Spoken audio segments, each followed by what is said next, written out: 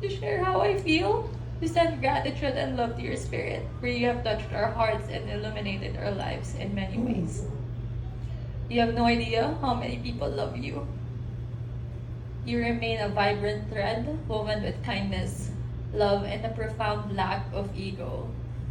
Your heart, the kindest I've known, beat the rhythm of simplicity, finding joy in in life's simplest pleasures. You taught us without words the profound significance of embracing the mundane, finding solace in laughter and cherishing the beauty in every passing moment. To you, happiness was not a distant destination, but a companion on the journey of life.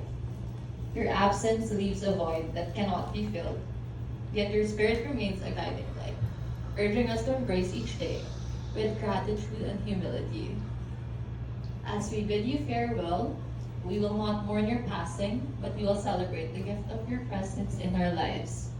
In our memories, you will forever be woven as testament to the power of kindness, love, and the beauty of life well lived.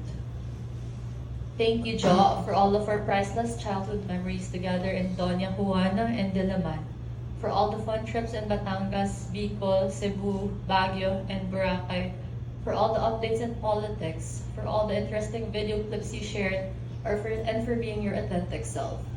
Thank you, Jo, from the bottom of my heart. Rest in peace, cousin, and walk towards the light. You will be deeply missed, but your spirit will forever dance in our hearts. Love you, me.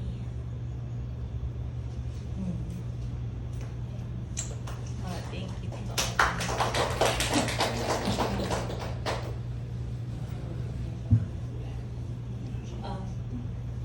Yes. Sige. Next you have Tita Sheena.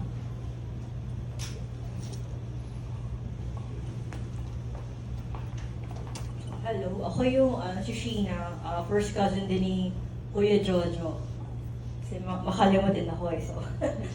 Yeah. So kung tatanungin ako kung sino yung pinaka-fun and pinaka-eccentric na tito at na cousin sa lahat, isa lang naman yung maiisip ko on the spot, si Kuya Jojo. Sobrang dami yung antics, I guess na nabanggit na rin earlier.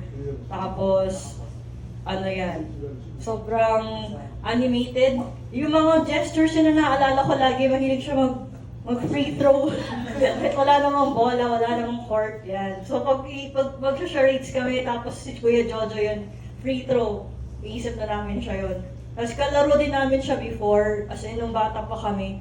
The earliest memory ko sa kanya yung hinihiram kami sa bahay ni Ninang Aida, tapos meron siyang coke sa table. Bawal off limits yun kasi kay Kuya Jojo daw yung bote ng coke. So may iba yung drink na pwede namin gawin. Tapos ano rin siya, mahilig rin siya sa Westlife. At yung naalala ko lang sa room niya dati may Titanic na poster. So yun yung mga fragments of memories ko kay Kuya Jojo. Tsaka sa personal life niya, nabanggit na rin na mahilig siya sa politics. Tapos yung candidate ng time na yun, hindi pa ako pwedeng bumoto. Pero yung kandidato, pinakwento niya sa akin yung bakit siya dapat iboto at ganyan-ganyan. Tapos ako naman, oh yes. Pero baliit pa naman ako nun. Tsaka yung crush niya, although hindi ko maalala yung name, napako vivid nung pagkaka-describe sa crush niya. Tapos may sticker pa sa jeep. Tapos kinakwento niya, and kahit na malaki yung age gap namin, na-appreciate ko naman na very open siya sa pagkwento ng feelings niya sa akin, and yun, nakikinig lang naman ako kasi hindi din naman ako pwede magbigay ng love advice kasi bata pa naman ako ng time na yun. Yan, so, si Kuya Jojo pag masaya, very expressive, tao siya, talagang tao siyang malakas, so nakakamiss yun, and sa lahat ng mga adults, although adult na rin naman ako. Yung adult sa kilala ko, siya yung pinaka-authentic talaga na unapologetic na whimsical, childlike, tsaka pure heart. Very rare. Kasi like, yun nga, authentic lang siya. Kung ano siya, wala siyang filter, yun na talaga siya. So, na-appreciate ko na ganun siya na tao. Tapos naalala ko rin na ano siya, Gigil. Kay Kate tsaka kay Kate. Tawag niya kay Kate si Baby Taba. Tapos si Kate naman si Baby Payat. Yan, lagi niyang kikis niya na ng gigigil. Tapos may aso pa siya, si Puppy 1. Si Puppy 1 tsaka si Puppy 2. So, ganoon din siya. Gigil. Tapos ngayon si Minnie na ata yung latest, yung nag-iisang bago niyang dog. Yun. So, ayun, message ko kay Kuya Jojo. Obviously, ay, nag-echo na naman siya. Nag-echo mag-isa. Hello, yan. Alam ko nasa heaven na siya, automatic naman yon kasi siya yung one of the purest people I know. And pwede na siya magpahinga. So, have fun there in heaven. And alam kong marami diyang unlimited coke and chichirya at shawarma. Mamimiss ka namin dito sa, hello na lang kina Tita Derry, etc. Ayun. Ingat. So, hanggang sa muli, Kuya Jojo.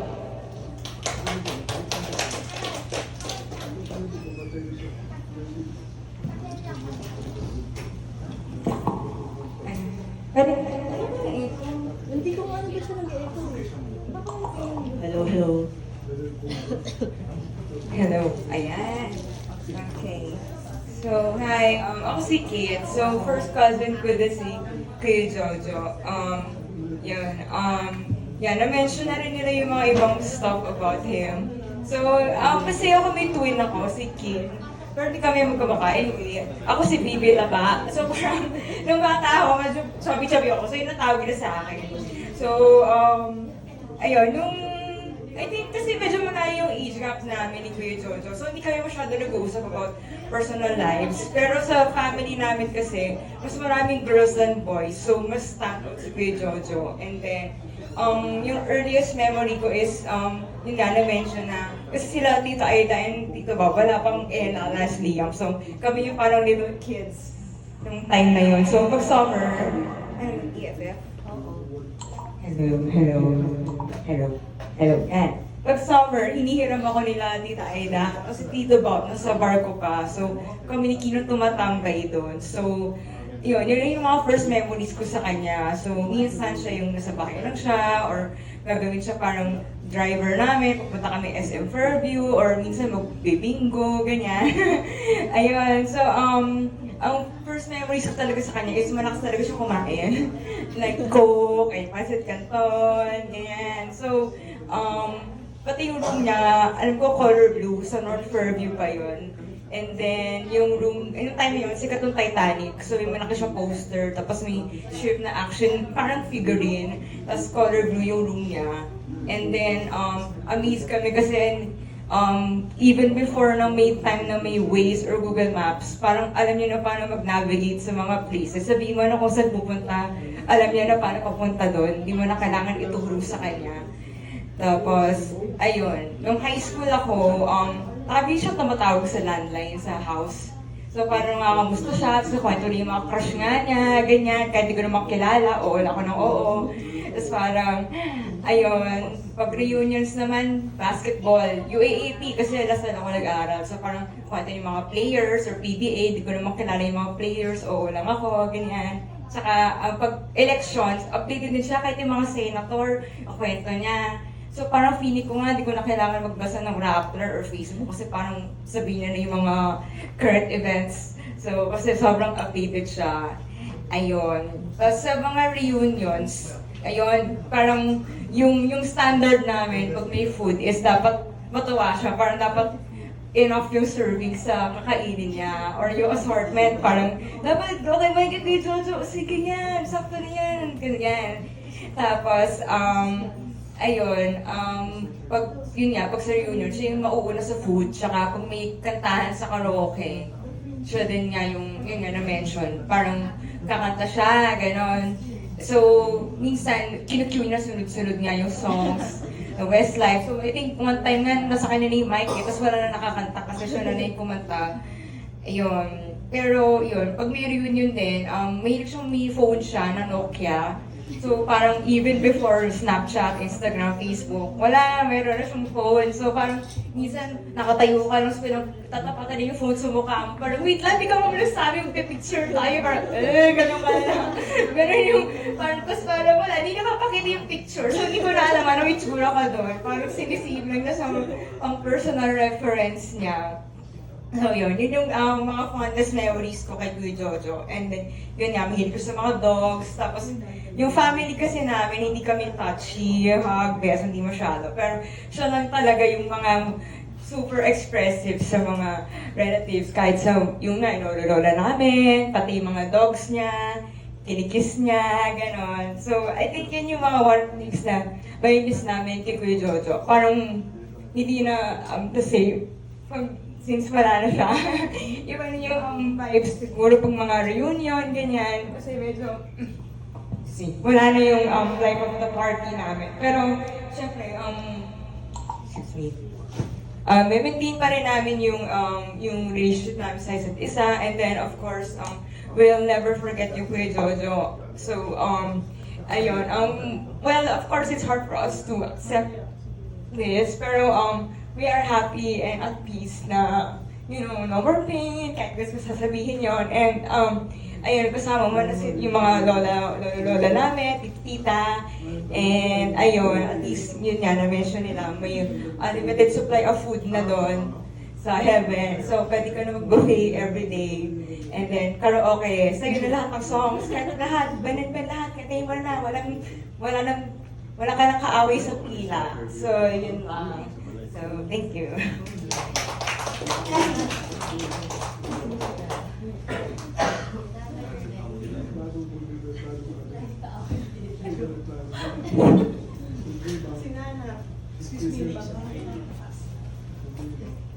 Hello, magandang hapon.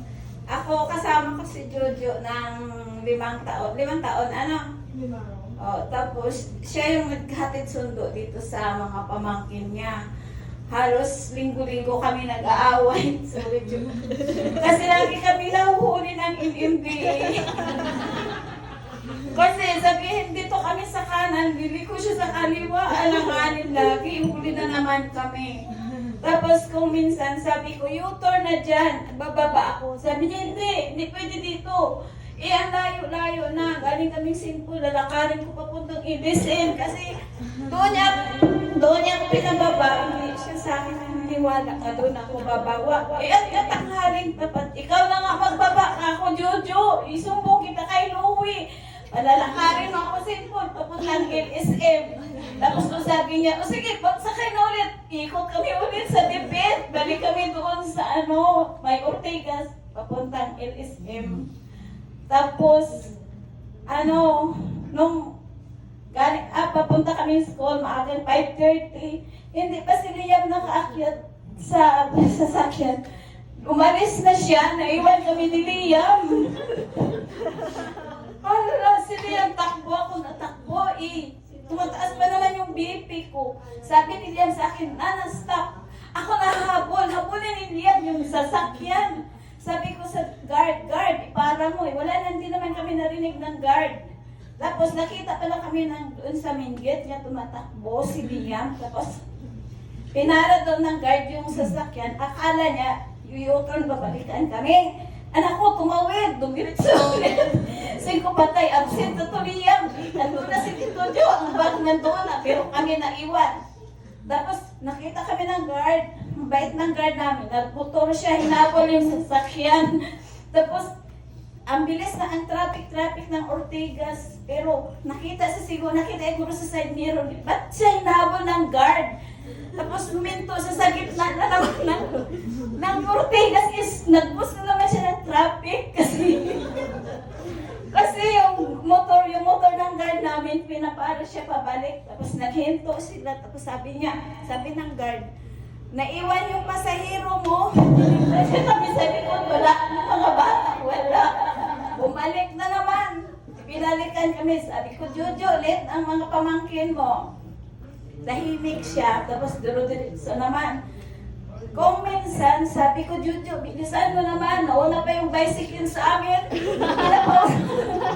Pinapauna niya pa. Sorry, Pero, tapos binabaonan niya pa yung bicycle. Eh, sa amin, sobrang bagal. Sa sunod naman, ang bilis na naman. Diyos ko, my God, sabi ko, Jojo. Tanan niya santo, nadasal ko na baka disgrasya kami. Sobrang bilis naman ang patakbo niya. Pero, masabi ko lang, sobrang bait talaga ni Jojo kasi maski anong sasabihin ng mga pamangkin niya, hindi siya nagrereklamo. Si Ella, sinasabi niya, Nana, ipas mo yung requirements ko sa BINER kasi kailangan ko to, maulan. Sabi niya, hindi ko alam, Ella, papuntang BINER. Sabi ko, Jojo, si Ella, maipas sa sa school. Sabi niya, akin na, ibilis ko to, ma-MRT lang ako. Yung ko, labasan na ni Liam. Sabi niya, pahintayin lang ako. Bilis-bilis niya, kinuha niya yung requirements ni Ella. Instead ako, mag-pass doon siya. Maya-maya, nandiyan na siya. Tapos, mahilig siya kumain. Pagdating sa bahay, sabi niya, Alin, ano pagkain? Nagugutom na ako. Inainis ako sa iyo kasi nahuli naman kami nung type na nahuli naman kami ng email. Hindi ako sumagot. Ang sa kawali, may na-prepare ako pang lumpia, pero hindi pa yun naluto. Na-prepare ko lang, na-mix ko lang doon. Tapos pagpasok ko sa bahay, medyo nakalahati niya na, kinain niya hilaw, umilit. Sabi ko, Jojo, hindi yun naluto. Wala ka magsakit yung tiyan mo. Pero sa awa ng Diyos, hindi naman sumakit yung tiyan ni Jojo. Pero ang masabi ko lang kay Jojo, sobrang bait niya kasi maski anong sasabihin ng mga pamangkin, hindi nagre-reklamo, miskin sobrang pagod na siya.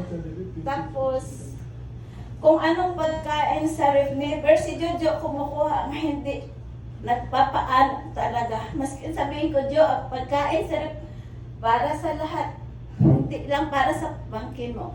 Hindi siya mag-isa, baka kainin pa nito, ayusin ko, hindi. Kumuha ako kung anong gusto. Hindi talaga siya kumukuha.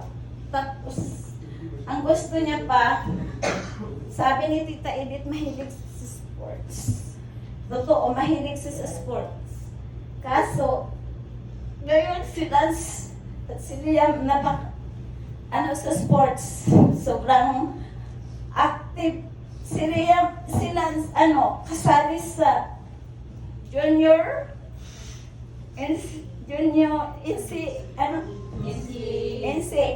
NCAA. Sana, kung nandito si Tito Jo, sisigaw siya, I'm sure, Lance. Pamangkin ko yan. Proud talaga si Tito Jo sa'yo, Lance. Grabe. Yun lang, masabi ko, miss you, Jo.